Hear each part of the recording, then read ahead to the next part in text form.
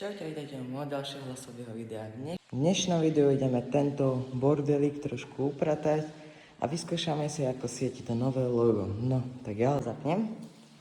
Takže môžete vidieť, že takto pekne svieti. Dokáže sa ovládať jas, vlastne takto vyzerá ten ovládačik.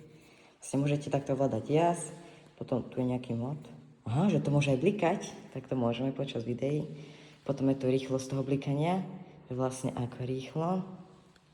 Potom vlastne moc sa dá vypnúť. A to je vlastne o tom logu všetko. Potom sa vlastne ešte dá vypnúť. A ja som už vlastne to Lego mesto začal trošku robiť. No tak, mám tu teraz, toto ideme v dnešnom videu niekde dať.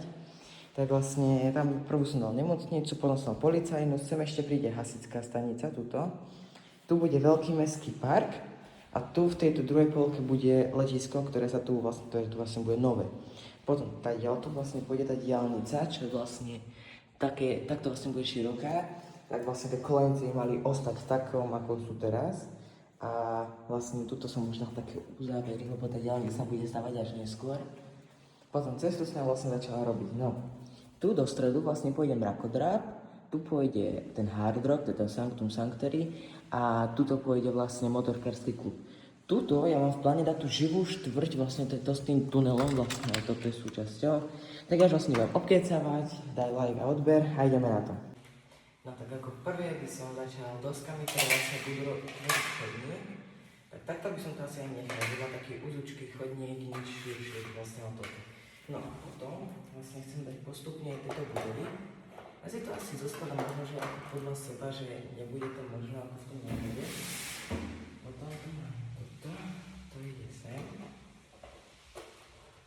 No na druhej strane to podľa mňa bude taký, ale aj tu nemusel byť, lebo ja ho asi trošku posunul, ja sa musím do toho zmestí. No, potom tu mám toto. Opa. Už jeden televízor vypadol. Späť. Máme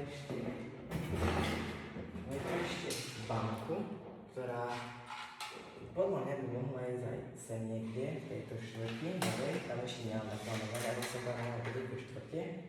No a potom umývarku, a ešte neviem, ako ide, to je strecha, ako je ako na vrch. No, hotel, ten sa mi môže dať, a to tu zostáva. No, tu mám toho barbera. Ten by mohol ísť teda asi sem, ale ja to vlastne celé trošku vlastne musím posunúť.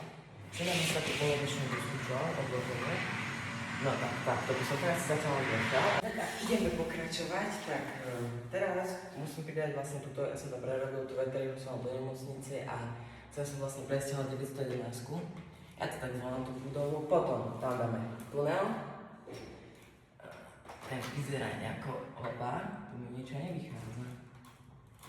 Ja som to asi trošku zle počítal tu mi ešte chýba.